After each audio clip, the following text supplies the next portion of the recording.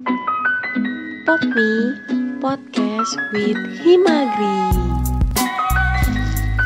Hai semuanya, selamat datang di Pop Me alias Podcast with Himagri, tempat di mana mahasiswa UPN Veteran Jawa Timur bisa mendapatkan informasi seputar dunia pekerjaan maupun organisasi.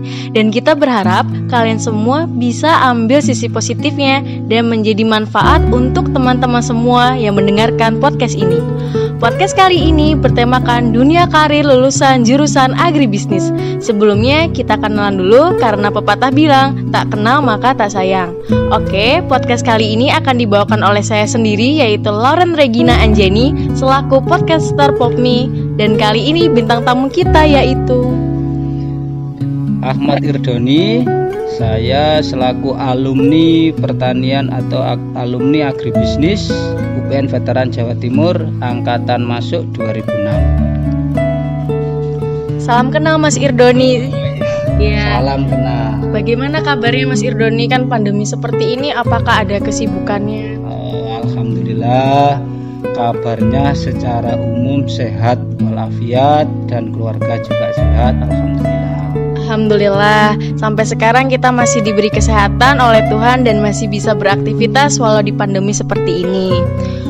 Buat kalian semua jangan lupa tetap patuhi protokol kesehatan dan selalu jaga kesehatan tubuh masing-masing. Oke, kita akan memasuki sesi tanya jawab di mana pertanyaan ini mewakilkan apa aja sih yang muncul dalam benak mahasiswa agribisnis seputar dunia karir lulusan jurusan agribisnis.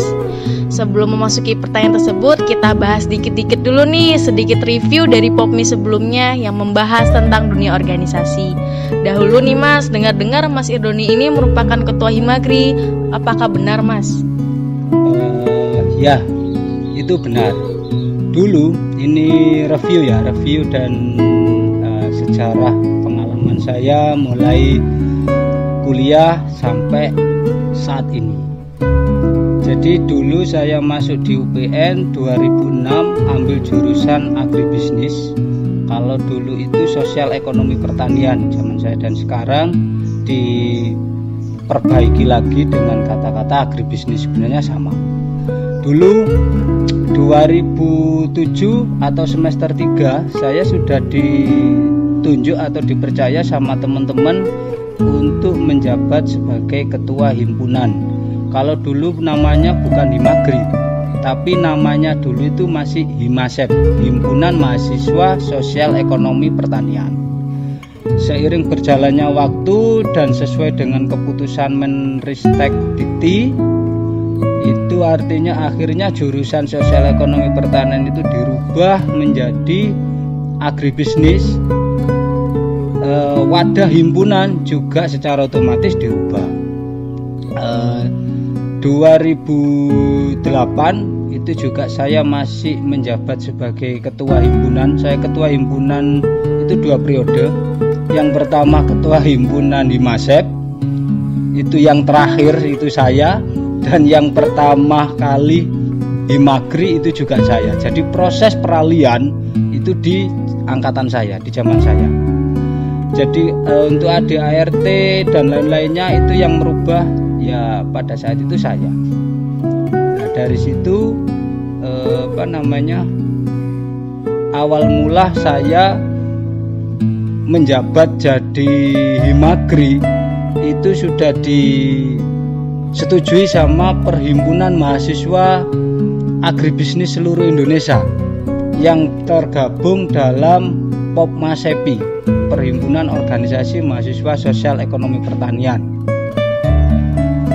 Jadi Mas Irdoni ini dari peralihan dari Himasep ke Himagri. Dari Himasep itu kan Mas dipilih ya jadi ketua himanya. Nah, kalau ketika jadi ketua Himagrinya apakah masih dipilih dari teman-teman atau ada voting gitu, bagaimana Mas? Kalau dari ketua himpunan Himagri pertama itu memang tetap dipilih sama teman-teman.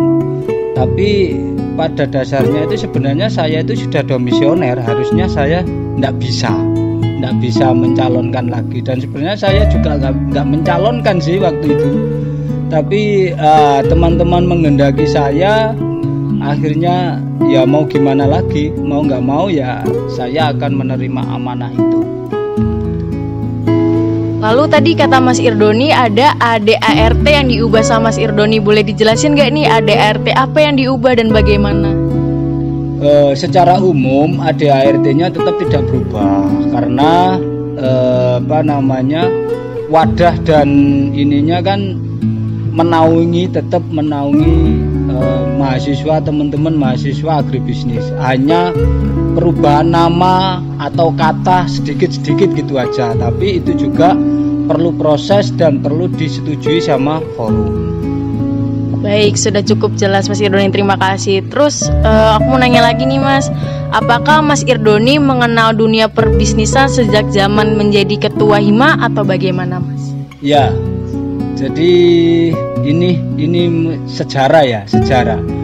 Pada saat saya dulu masuk kuliah di pertanian, memang latar belakang saya itu anaknya petani, buruh tani malah, bukan pemilik sawah, anaknya buruh tani. Dan orang tua saya itu penggarap sawah sewa, tidak punya lahan sendiri, sewa lahan. Dan itu dulu ditanami padi, hanya bisa padi nanamnya, tidak bisa nanam lain-lain.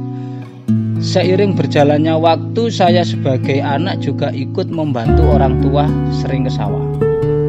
Nah, dari situ akhirnya ketika saya memutuskan masuk himpunan, orang tua saya itu sudah mulai mencoba menanam tanaman selain padi.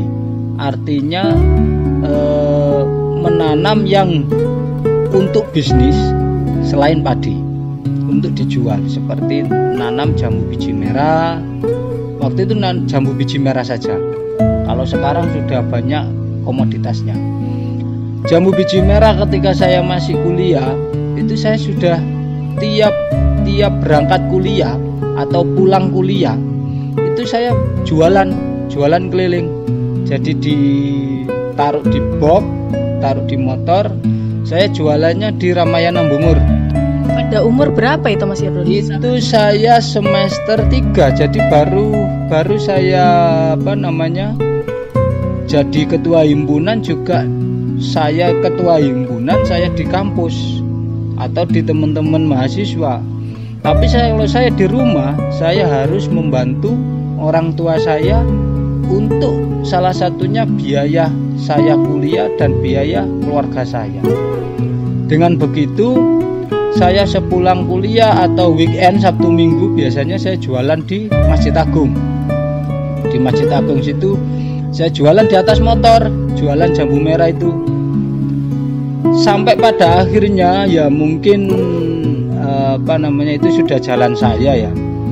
Saya sering, karena saya menjadi himpunan atau aktif di himpunan, saya sering berkomunikasi dengan stakeholder atau teman-teman atau bapak ibu dosen yang punya kewenangan di situ.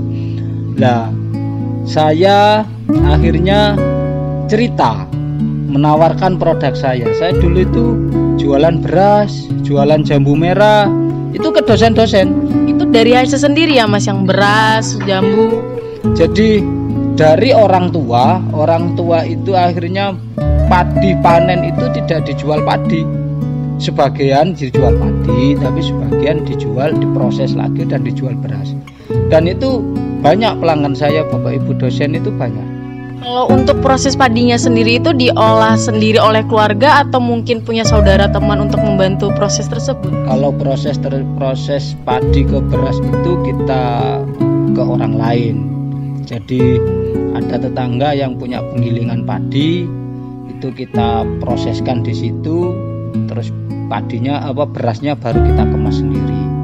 Kemasannya ya tidak ada yang istimewa, hanya taruh di kantong butuh berapa kilo.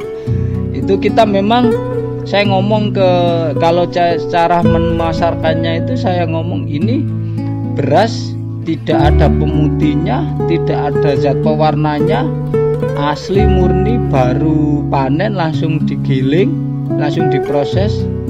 Mungkin saya bisa katakan saya menjual dengan kualitas, bukan dengan bentuk yang menarik. Begitu juga jambu merah.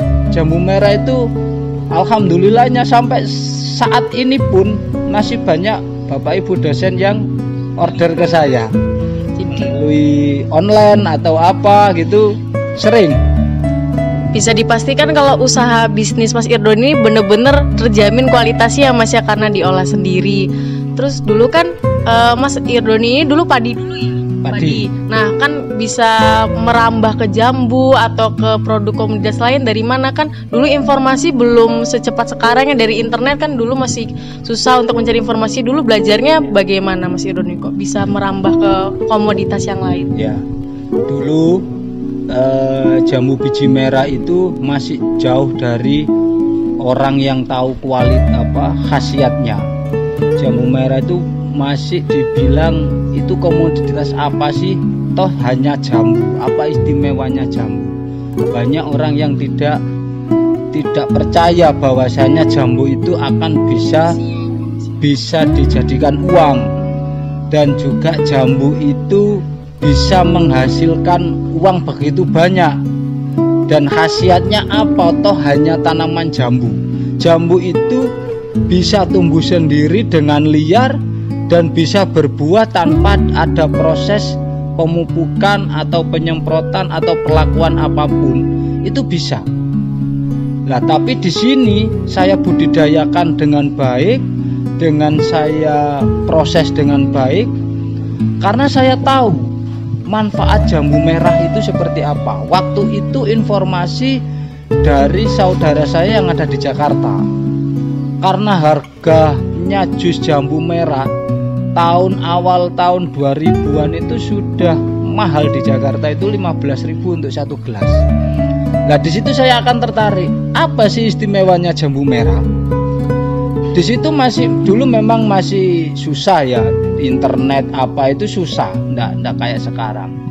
Saya cari informasi, kebetulan ada artikel di koran itu mengupas jambu merah itu sendiri. Saya nyari informasi untuk bibit dan lain sebagainya. Saya dulu dari Bogor bibitnya. Lah, disitulah akhirnya orang tua awalnya nyoba. Saya masih kuliah kan, orang tua nyoba. Semester berapa itu Mas? Saya semester masuk kuliah itu sudah nanam ya. Jambu merah itu tadi. Iya. Karena memang dari kecil sudah ketertarikan di pertanian. Jadi kebetulan juga orang tua bidangnya di situ. Saya karena tertarik itu juga karena sering membantu orang tua di bidang pertanian. Akhirnya saya kuliah ambil jurusan pertanian. Jadi tinggal meneruskan aja terus menambah-nambah ilmu dari perkuliahan tadi ya Mas ya. Betul seperti itu. Dengan saya masuk di jurusan pertanian, akhirnya secara teori dan materi itu saya mendapatkan informasi yang benar-benar utuh. Tinggal saya implementasikan di lapangan seperti apa. Berarti dari dulu memang sudah fokus ke pertanian Mas ya.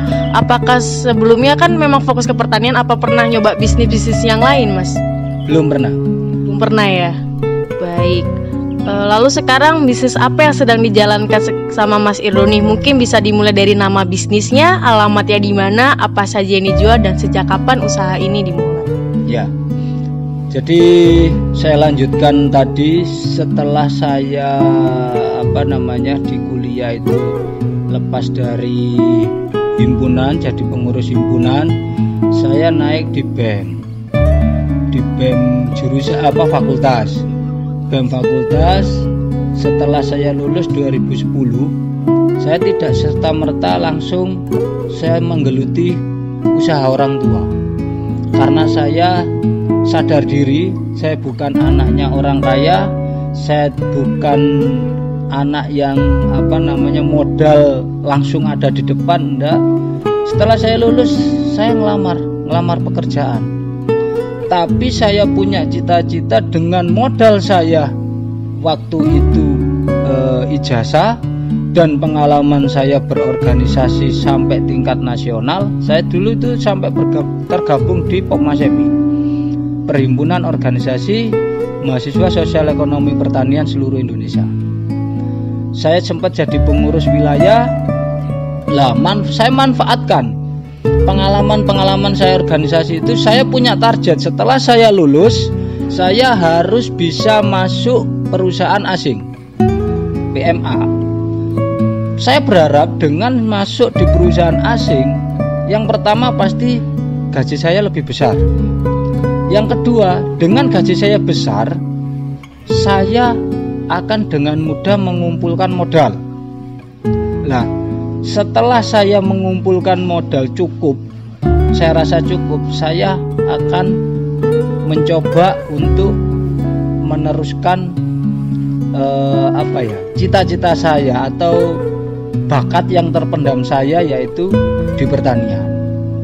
Jadi saya dulu itu jadi penyuluh di pembenihan perusahaan asal Amerika sama asal Swiss. Yang terakhir itu pembenihan asal Belanda, pembenihan sayur. Kalau tahu cap panah merah atau East West, itu saya dulu salah satu tim produksinya saya untuk wilayah barat. Pernah berkiprah di dunia internasional juga ya Mas Irdoni? Enggak sih, enggak internasional. Artinya benih itu diproses di sini, tapi hasilnya nanti diekspor. Berarti sudah melakukan ekspor impor ya? Itu memang perusahaan asing kan seperti itu, dan setara gajinya juga lumayan. Jadi sampai sekarang masih mengimpor ekspor ke luar negeri apa enggak? Enggak, karena saya dulu kan seorang karyawan kan. Setelah lulus itu saya mencoba melamar ke perusahaan pembenihan. Nah, setelah saya diterima, dan di situ tujuan saya bukan karir, tapi tujuan saya itu satu, saya bekerja tapi saya dapat ilmu tapi digaji. Iya, benar-benar. Di situ saya dengan gaji saya tabung. Saya tabung sampai saya bisa sewa lahan sendiri untuk mewujudkan cita-cita saya. Dulu saya punya keinginan, alhamdulillah sekarang sudah terwujud.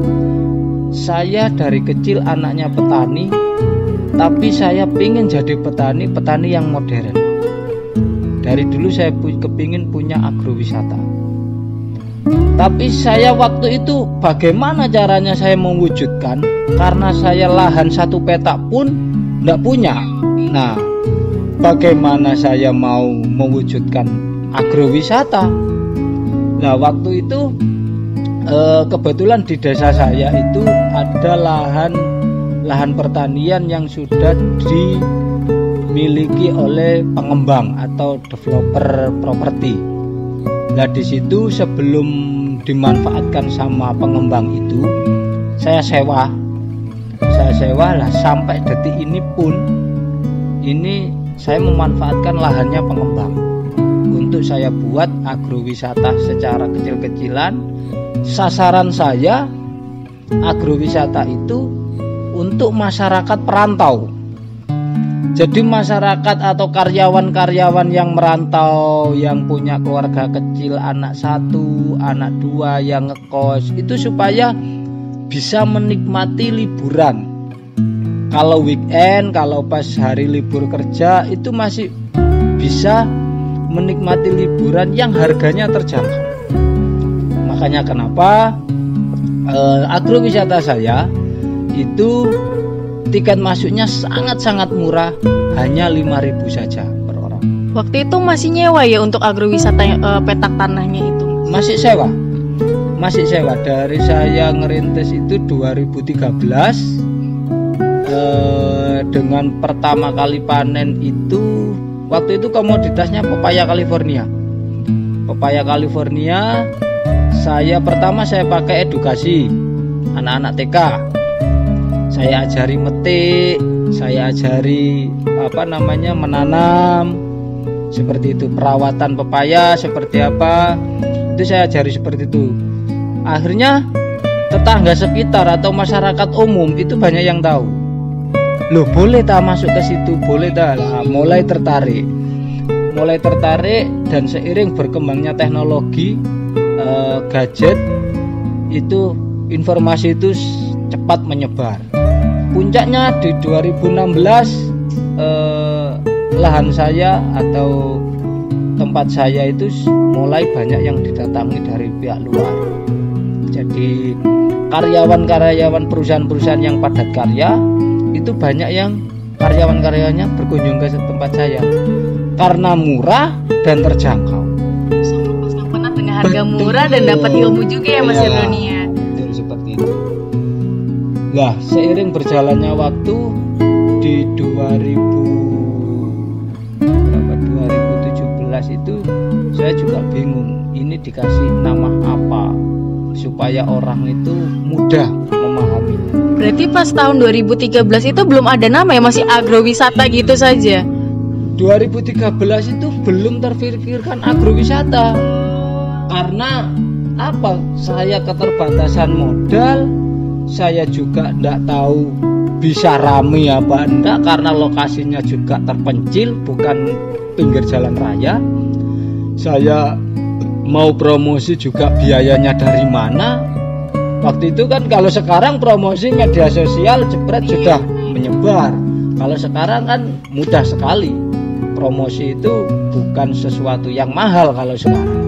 Kalau dulu promosi itu sesuatu yang mahal banget.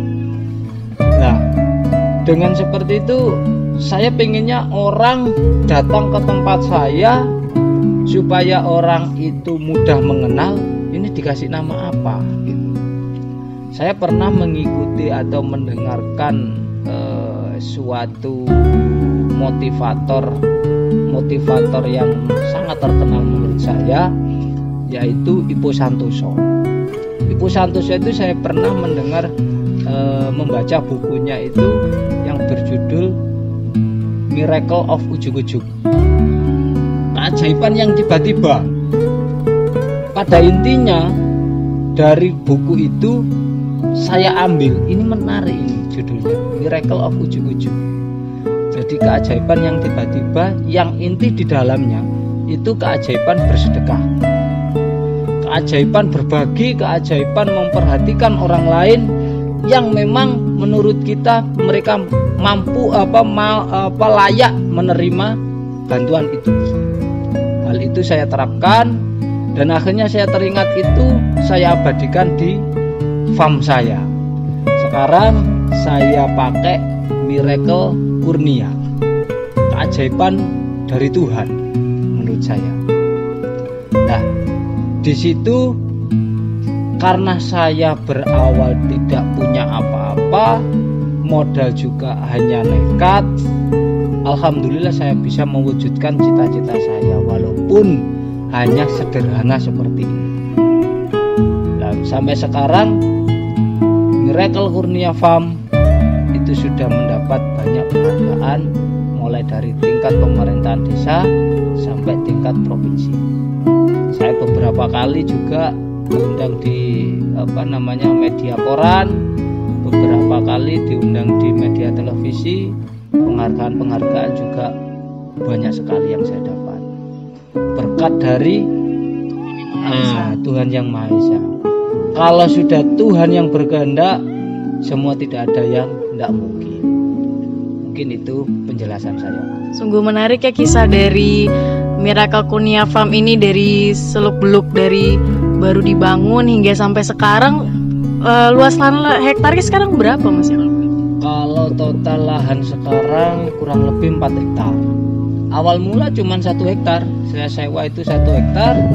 Saya kelola hanya saya tanami satu komoditas yaitu pepaya California. Nah, terus sekarang itu komoditasnya macam-macam. Ada jambu merah, jambu biji merah, ada jambu kristal, ada jambu air. Jambu air itu mulai yang nyamlong, Madura putih itu, madu Delhi, citra, dalhari, itu ada semua. Terus ada lagi jeruk siem Pontianak, ada lagi jeruk nipis, jeruk lemon, dan juga serikaya jumbo. Yang baru serikaya jumbo.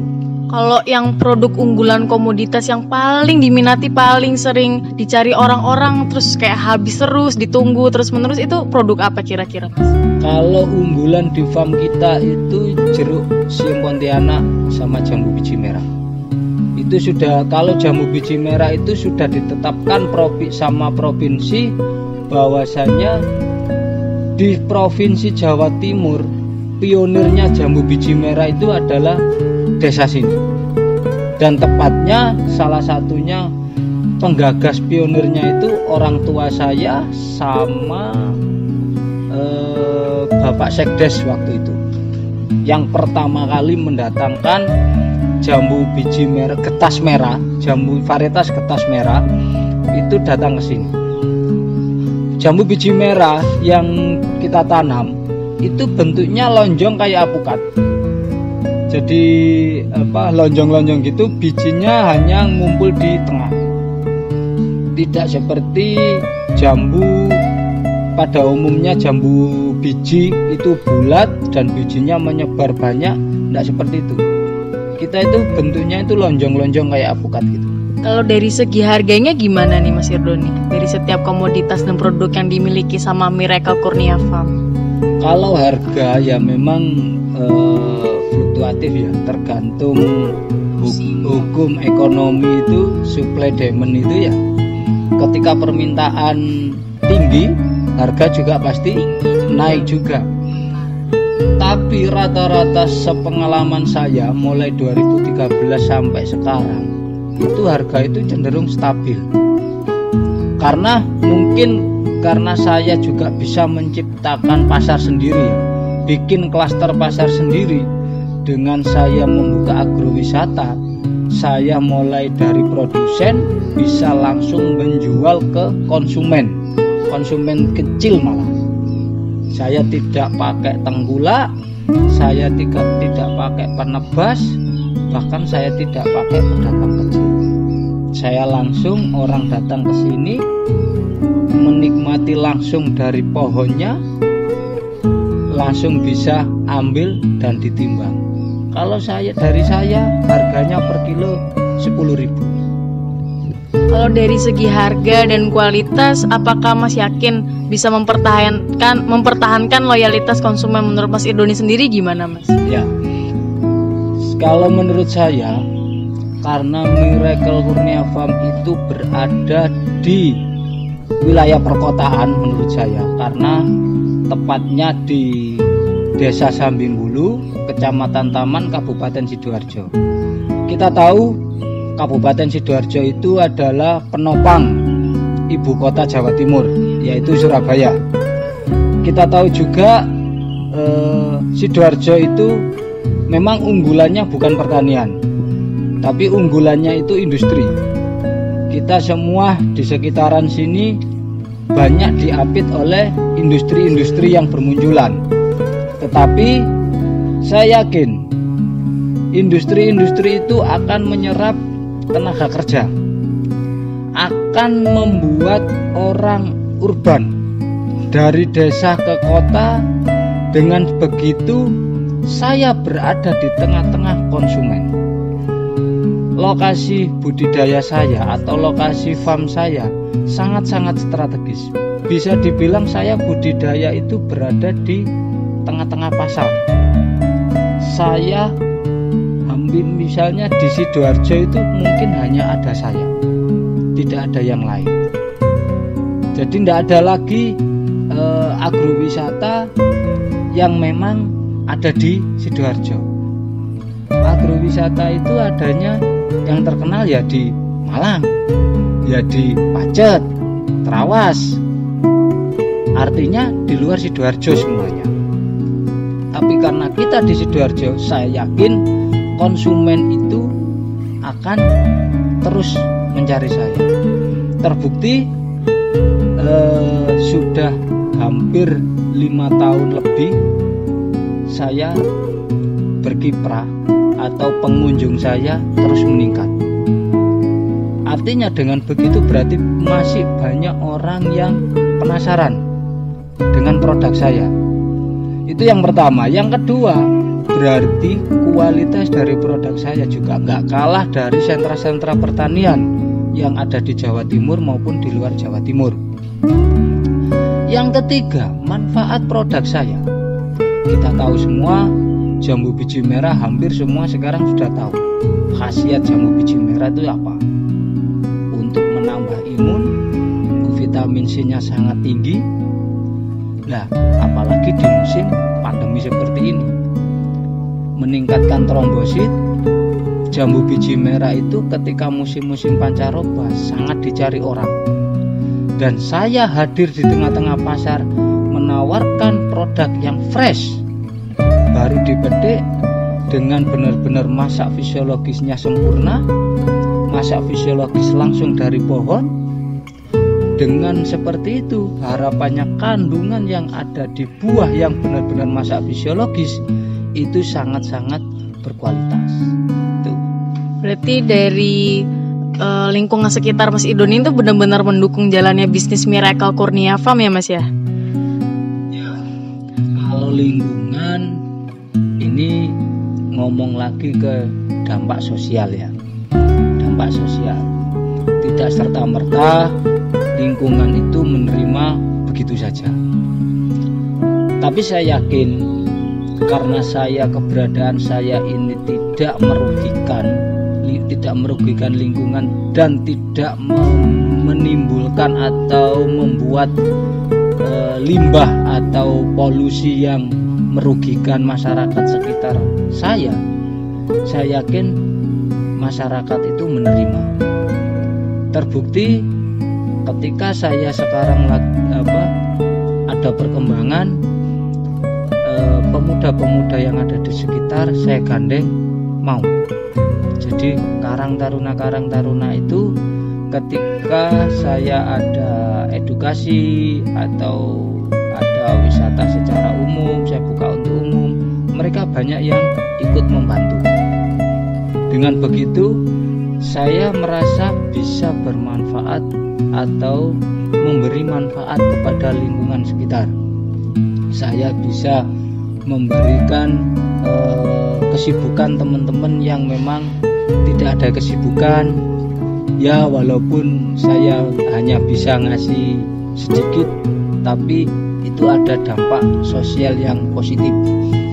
Ditambah lagi dengan adanya Miracle Kurnia Farm di sini, di sekitaran tempat saya banyak warung-warung yang bermunculan.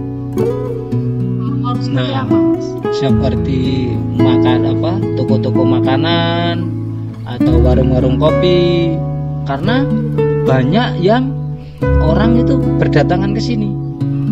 Nah, berarti ini kan menimbulkan perputaran ekonomi juga akan tumbuh dan tumbuh di desa sini. Dengan adanya saya, orang penasaran dengan kok ada jeruk atau jambu bisa tumbuh di Sidoarjo. Padahal sebelum-sebelumnya image Sidoarjo itu hanya untuk industri, hanya untuk perumahan, kan gitu. Nah, sekarang saya bisa mematahkan itu. Orang-orang banyak yang penasaran. Nah, kok bisa? Bagaimana teknologinya? Sebenarnya secara umum kita semua tahu geografis Indonesia itu sangat-sangat subur karena berada di khatulistiwa. Dan juga kata pepatah dulu, gemah ripah lojinawi, kata nenek moyang kita. Tongkat dan batu jadi tanaman. Artinya sangat-sangat subur tanah Indonesia itu. Tidak menutup kemungkinan di wilayah Sidoarjo. Nyatanya dipakai tanam apa aja bisa. Dan seperti ini sekarang banyak orang yang penasaran dengan farm saya. Kok bisa? Kok ada? Kan gitu. Nah, saya yakin dengan seiring berjalannya waktu, saya masih optimis konsumen-konsumen itu akan terus berdatangan, baik itu yang existing yang sudah pernah kesini maupun yang baru, karena satu sudah dekat, terjangkau, murah, berkualitas juga produknya. Karena saya berani bersaing dari produk saya dibanding dengan produk-produk yang dari sentra pertanian seperti daerah Ujung Timur, Banyuwangi, Jember, Lumajang. Mereka membutuhkan waktu, proses waktu untuk mengangkut ke pasar. Artinya pasar terbesar di Jawa Timur mana? Ya Surabaya dan Sidoarjo. Itu karena jumlah penduduk atau jumlah perputaran ekonomi terbesar ya ada di dua kota itu. Nah, disinilah keuntungan saya.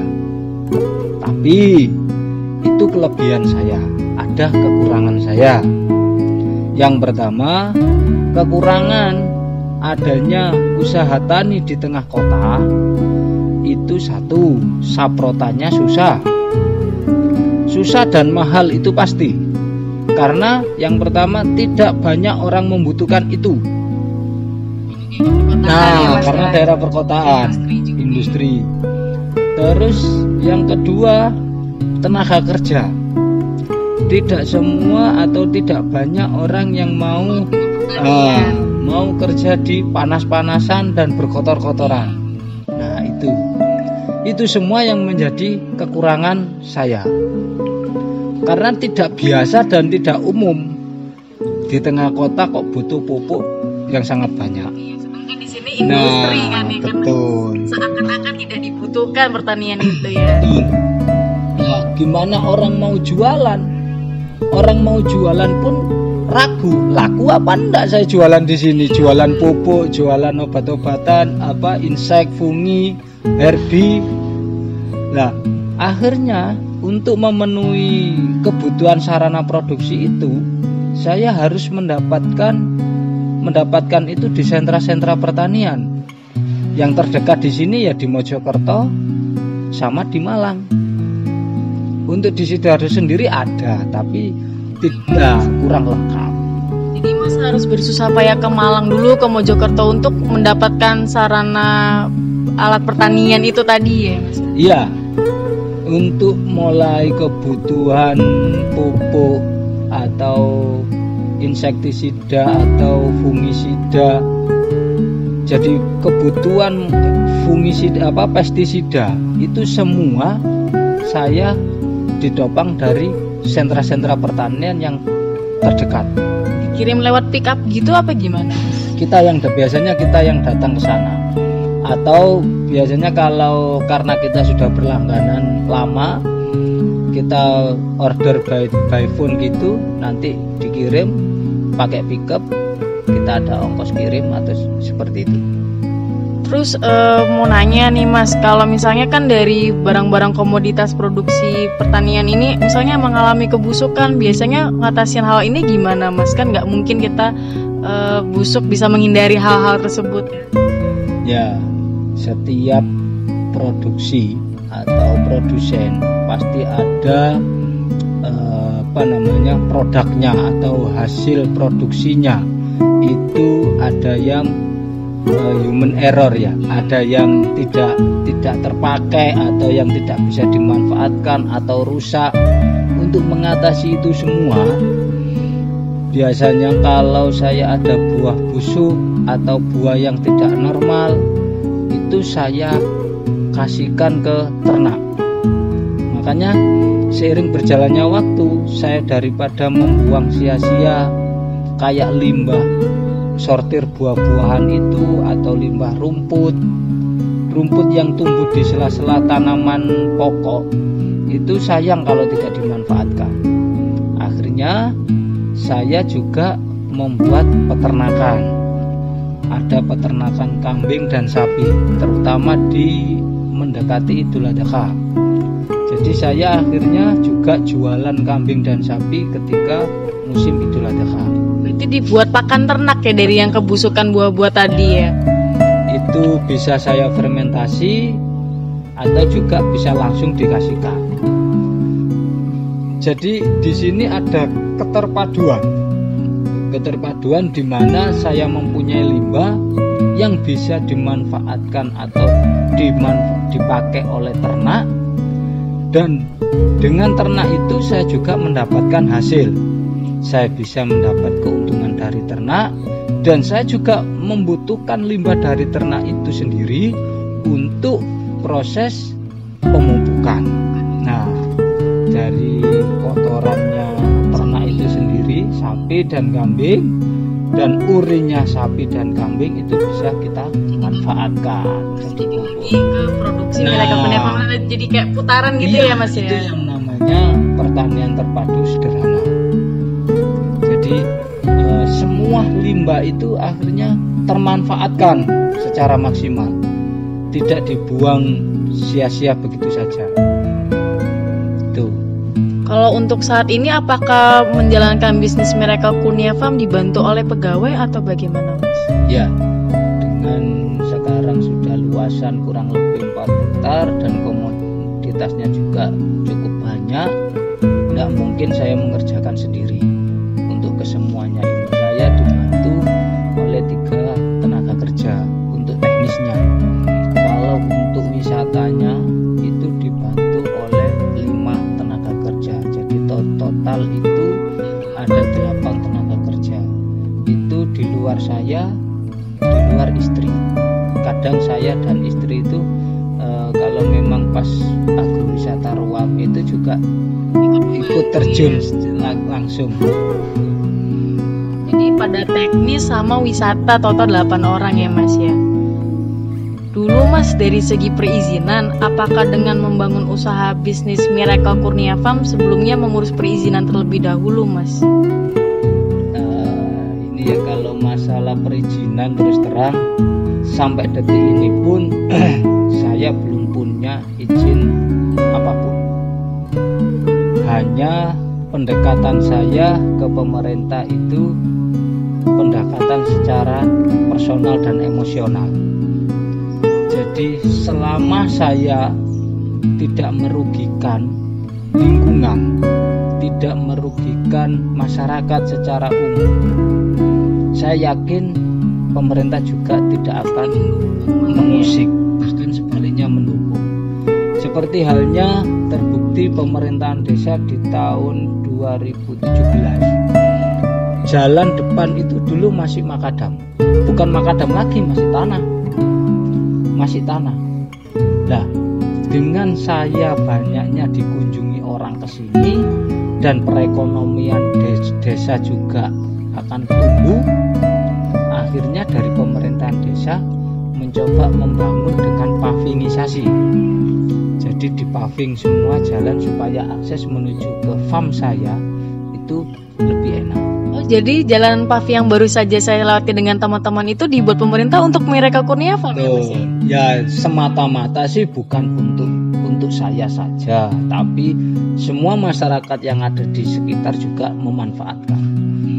Pertimbangan dari pemerintah sendiri membangun itu karena di sini tumbuh perekonomian. Nah, akhirnya ada prioritas pembangunan. Itu bantuan dari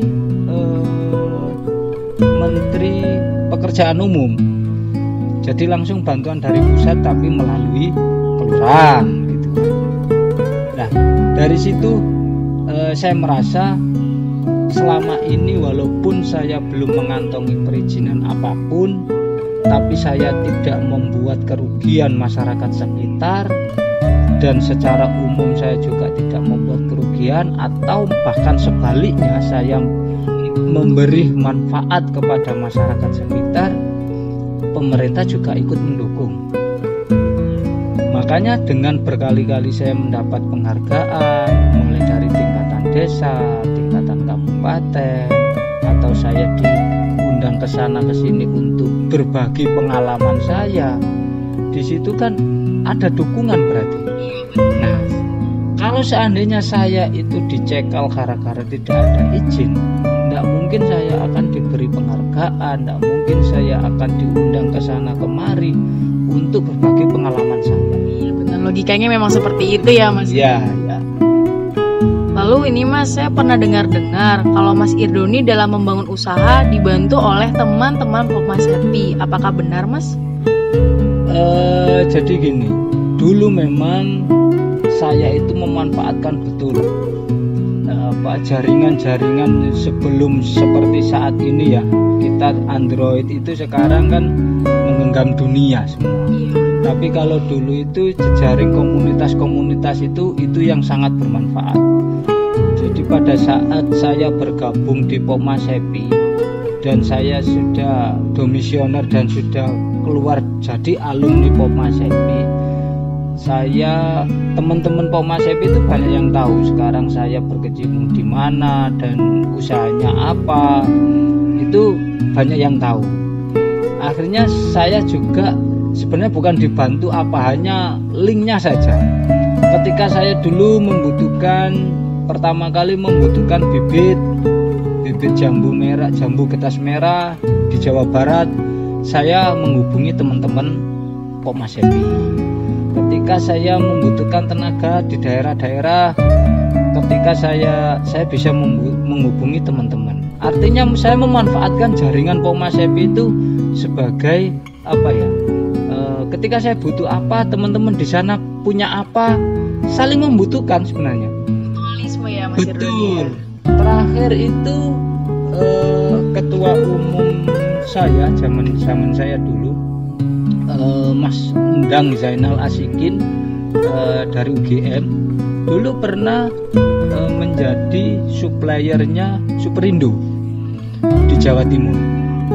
Jadi se-Jawa Timur salah satu suppliernya dari alumni Pommas Happy sampai sekarang. Dalam segi bidang komoditas apa Mas?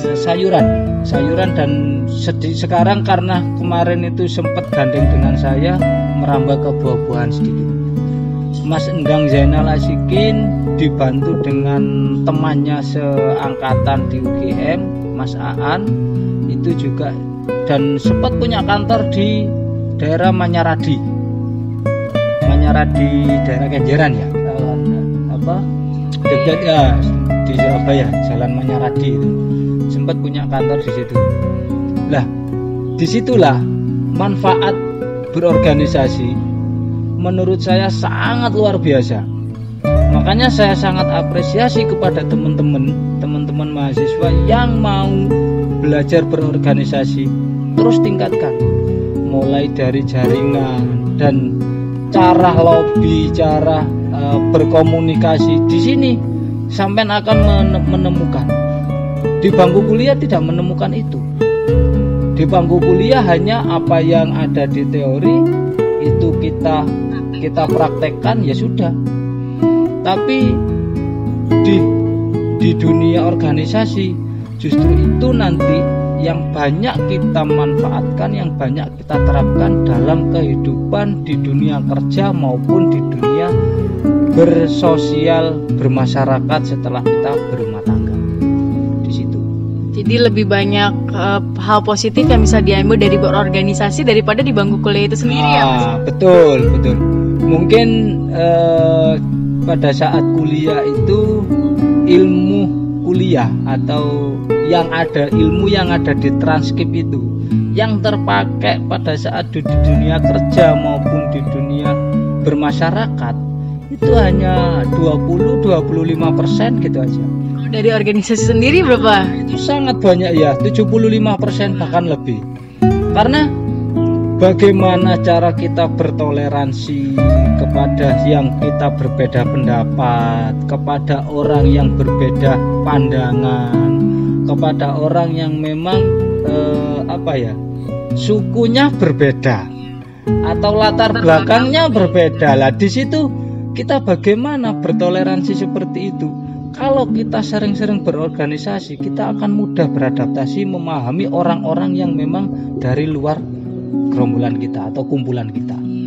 Itu yang sangat mencolok di situ. Yang kedua, bagaimana dengan mudah kita bisa menerima perbedaan pendapat. Kalau kita sudah sering-sering berorganisasi, kita sering-sering debat, dari sejak dini kita sudah sering mendengar perbedaan itu sendiri.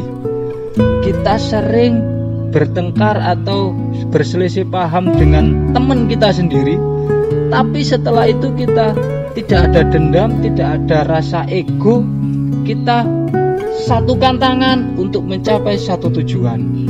organisasi kita Cari solusinya ya Mas ya. Betul. Lah, musyawarah mufakat. Nah, itu kata-kata musyawarah mufakat itu tidak ditemukan di bangku kuliah. Pada saat dosen menerangkan itu tidak ada. Musyawarah mufakat itu ditemukan di saat kita berorganisasi, pada saat kita rapat, pada saat kita ada masalah, pada saat kita membutuhkan apa, organisasi kita ini butuh apa, butuh dana atau mau melakukan kegiatan.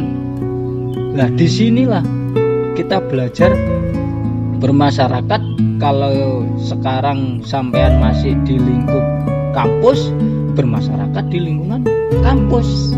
Kalau nanti di lingkungan kerja, beda lagi. Di lingkungan kerja orang-orangnya dari berbagai macam suku, dari berbagai macam jurusan. Nah, di situ kita lebih homogen lagi, lebih bermacam-macam lagi. Ya memang kalau di kuliah itu juga mahasiswanya bermacam-macam. Ada yang dari luar, ada yang bahkan dari luar negeri, ada luar Jawa, ada yang dari Sunda, tapi masih satu Indonesia. Tapi kalau di perusahaan bisa juga atasan-atasan kita itu orang-orang asing yang tidak paham kultur dan budaya di Indonesia. Bagaimana kita bisa menerima dengan legowo perbedaan itu?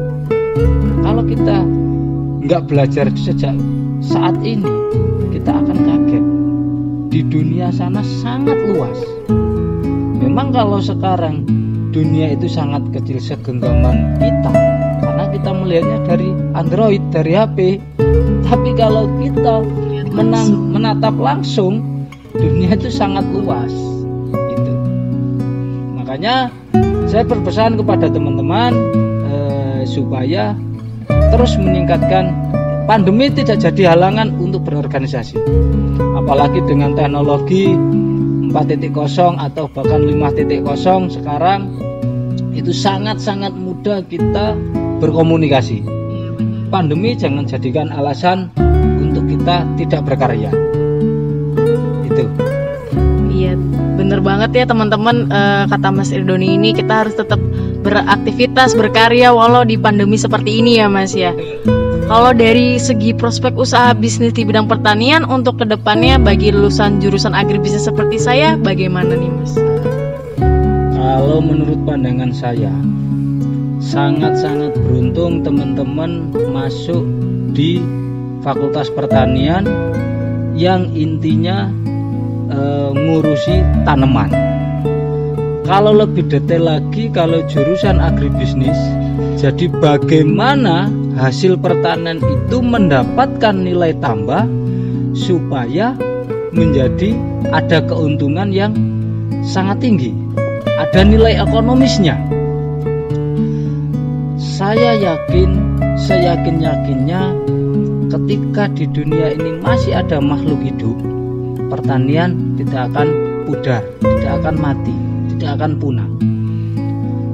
Karena setiap orang atau setiap makhluk hidup, tidak hanya orang, ada hewan dan juga ada tumbuhan, itu masih bernafas, mereka juga masih butuh makanan.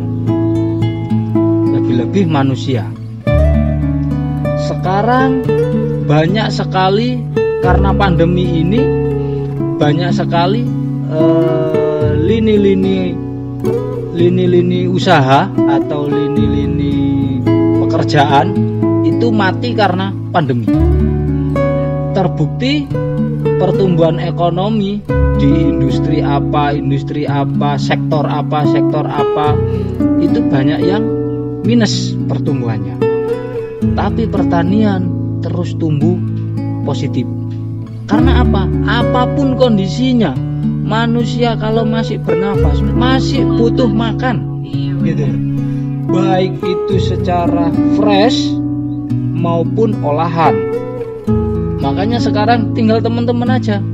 Di sini teman-teman nanti di agribisnis, bagaimana kita diajari untuk mempunyai nilai tambah, nilai ekonomisnya lebih tinggi lagi. Nah, disitulah teman-teman bisa nanti diterapkan setelah lulus kuliah. Jadi pandemi ini nggak berdampak ke usaha bisnis Mas Irdoni sendiri ya Mas? Secara umum tetap berdampak, tapi saya yakin berdampaknya pun tidak begitu lama. Hanya seketika itu aja, karena konsumsi manusia atau konsumsi masyarakat itu menurun seiring dengan menurunnya pendapatan. Semua ini kan sekarang lagi pendapatan tidak menentu dan menurun. Nah, sedangkan komoditas yang saya budidayakan itu bukan komoditas pokok seperti padi, jagung, dan kedelai. Komoditas yang saya budidayakan itu komoditas cenderung kebutuhan mewah atau kebutuhan sekunder. Karena buah-buahan itu atau hortikultura itu, kalau orang tidak berpendapatan menengah ke atas, tidak mungkin orang mengkonsumsi buah. Tapi sekarang dibalik lagi, kalau kita tidak menjaga imun atau kita tidak mengkonsumsi makanan yang seimbang, kita akan mudah drop, kita akan mudah kena penyakit.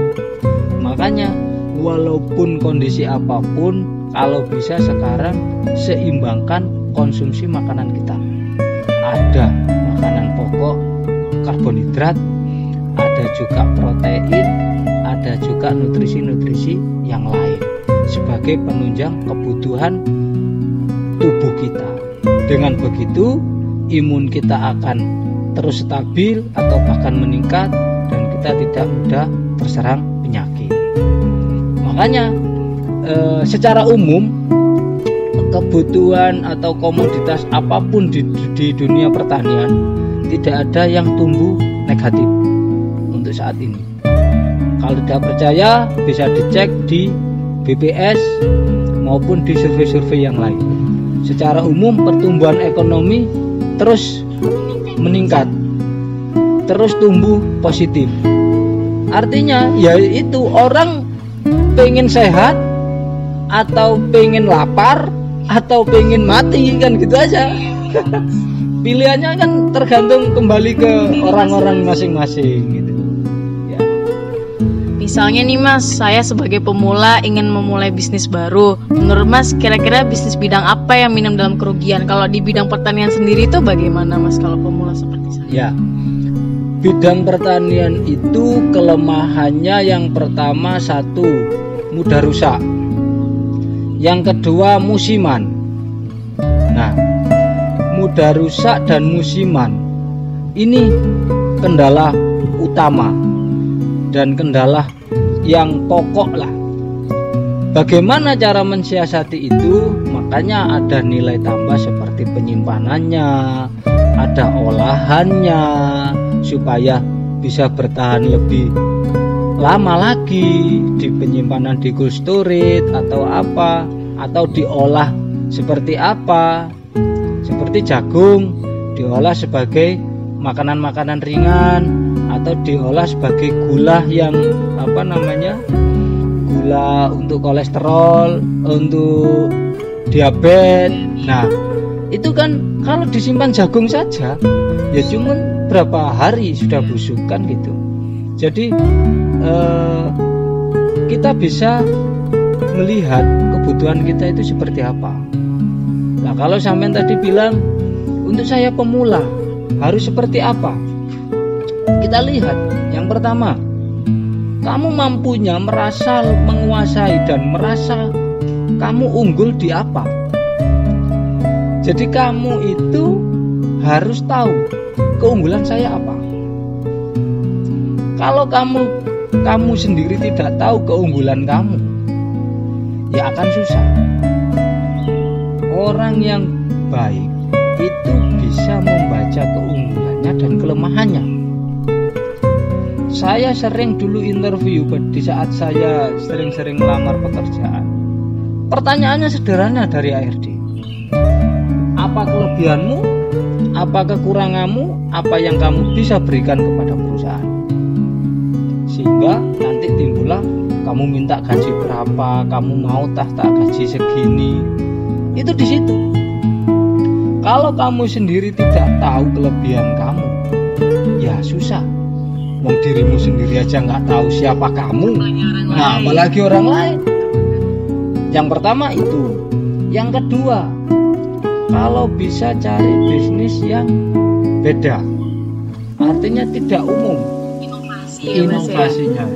Seperti saat ini, sekarang rame-rame online, banyak yang buka perusahaan ekspedisi. Nah ini umum, karena semua dulu ekspedisi hanya kantor pos. Nah sekarang banyak sekali semua. Sama halnya order makanan dulu hanya bisa Gojek. Nah sekarang semua banyak. Nah itu kita memang harus bisa membaca peluang. Dan yang ketiga, peluang itu juga didasari dengan analisa juga. Makanya dengan kamu tahu keunggulan kamu akan bisa membaca, oh saya punya kelebihan ini. Saya kalau terjun di sini banyak yang pesaingnya kecil. Kalaupun ada pesaing, saya juga bisa mengikuti karena saya unggul di sini, gitu loh. Karena tahu dari kelebihannya tadi ya Mas ya. Hal yang mendasar itu di situ. Dirimu itu ada apanya, harus tahu. Kamu punya apa di dirimu? Kalau kamu aku punya tenaga yang luar biasa. Nah, kamu trading. Kamu mendatangkan dari sana karena butuh mobilitas tinggi. Nah, itu salah satu contoh. Kalau dari Mas Irdoni sendiri sebagai pelaku usaha bisnis di bidang pertanian, apakah Mas Irdoni sudah melakukan suatu inovasi di bidang tersebut? Tentunya di Miracle Kurnia Farm ini, Mas. Iya. Inovasi saya yang sangat mencolok menurut saya bisa membuka klaster pasar sendiri. Artinya dengan saya buka agrowisata, saya memotong rantai pemasaran saya dari produsen langsung ke konsumen. Nah, seandainya saya produsen, sebagai selaku produsen, saya jual ke tengkulak, harga yang saya terima sangat kecil. Nah, dengan saya yakin mampu dan bisa untuk berinovasi itu, saya dengan PD-nya saya membuka agrowisata. Dengan seperti itu, di agrowisata itu tidak berlaku hukum pasar. Masa ada orang di tempat wisata walaupun harganya jauh di atas pasar, tapi mau dibeli. Tidak ada tawar menawar di situ. Makanya inovasi saya yaitu tadi, saya bisa membuka klaster pasar sendiri, menciptakan klaster pasar sendiri. Dengan saya mempunyai pasar sendiri, mempunyai konsumen sendiri, saya bisa mengamankan produk saya bisa mendapat keuntungan yang lebih. Bagus banget ya Mas ya, bisa dapat inovasi dari produsen langsung memotong ke konsumen tanpa harus ke tengkulak dulu. Selanjutnya, apakah kami boleh tahu harapan yang diharapkan oleh Mas Irdoni terhadap usaha bisnis Mas untuk kedepannya? Ya, saya sih terus punya angan-angan dan punya cita-cita supaya terus, paling tidak ini ada tiap periode itu ada perkembangan, entah itu dari segi komoditasnya, entah itu dari segi fasilitasnya, atau bahkan ini saya semua kan masih sewa, atau bahkan suatu saat saya punya angan-angan, saya punya lahan pribadi dan untuk saya minit sedemikian hingga untuk saya pakai agrowisata secara umum. Semoga tercapai ya cita-cita tersebut ya Mas ya. Selanjutnya yang terakhir nih Mas, apakah Mas Irdoni mempunyai pesan-pesan yang ingin disampaikan kepada mahasiswa agribisnis yang nantinya akan lulus dari perkuliahan dan akan mendapatkan sarjana pertanian? Ya, untuk adik-adikku seluruhnya, tidak hanya menutup kemungkinan yang kuliah di UPN saja, seluruh mahasiswa pertanian seluruh Indonesia pada umumnya, yang pertama jangan berkecil hati. Yang kedua, timba ilmu di kampus itu semaksimal mungkin, mulai dari ilmu organisasi, UKM dan lain sebagainya, semua kamu timba ilmu di situ. Karena sekecil apapun kamu belajar di situ, pasti yakinlah akan bermanfaat di kemudian hari. Dimanapun kalian nanti berada, itu pasti akan bermanfaat. Sekecil apapun itu. Sayang kalau kamu hanya kuliah, pulang, atau mahasiswa kupu-kupu, IP-nya juga pas-pasan. Nah, itu yang paling rugi itu orang tua. Dan yang jelas ya kamu sendiri sebagai mahasiswa. Ruginya apa? Masa depanmu nanti seperti apa? Semakin kesini persaingan itu tidak semakin ringan. Semakin kesini persaingan semakin ketat. Kalau kamu tidak punya kelebihan untuk dirimu sendiri, kamu yakinlah akan tersingkir. Walaupun IP kamu 3,9 atau bahkan sempurna 4,0. Tapi kalau kamu kamu mengikuti apapun yang ada di kampus, pelajaran-pelajaran apapun atau organisasi-organisasi apapun, kamu ambil manfaat di situ, yakinlah di situ keunggulan kamu. Karena di samping kamu nanti lulus mempunyai ijazah 1 lembar ijazah dan 1 lembar transkrip, kamu harus punya kelebihan yang di luar transkrip nilaimu itu. Transkrip itu hanya syarat administrasi kamu pada saat kamu melamar pekerjaan, atau pada saat kamu aku sarjana, menunjukkan identitasmu. Nah, tapi yang terpenting, layak enggak kamu disebut sarjana dengan kemampuan kamu? Kalau kamu sarjana tapi kemampuan kamu biasa-biasa saja, apa bedanya dengan siswa? Sedangkan kamu sekarang sudah mahal, kan gitu. Nah, pesan saya yang terakhir, intinya ikuti semua organisasi selagi itu positif. Ikuti apapun itu, kamu ikuti semuanya. Yakin nanti pasti ada manfaatnya di kemudian hari. Itu aja pesan saya. Baik, terima kasih banyak Mas Irdoni telah menyampaikan pesan-pesan yang dapat membangkitkan kita motivasi sebagai mahasiswa agribisnis buat nanti jadi sarjana pertanian. Ntar jadi apa ya, terus bagaimana ya motivasinya dari pengalaman-pengalaman. Satu lagi, jangan takut mahasiswa pertanian itu akan nanti lulus berkotor-kotoran atau lulus nanti kerja di mana. Sedangkan saya ini orang kota dari kecil, saya orang Surabaya dari kecil, tidak tahu sawah, tidak tahu pedesaan. Jangan takut, banyak sekali sekarang manajer maupun direktur yang alumni pertanian. Pertanian itu sangat-sangat luas. Kamu di perusahaan apapun bisa, di perbankan juga bisa. Banyak lini sektor yang bisa menerima pertanian. Karena apa coba? Satu, semua bahan dasar industri hasil pertanian.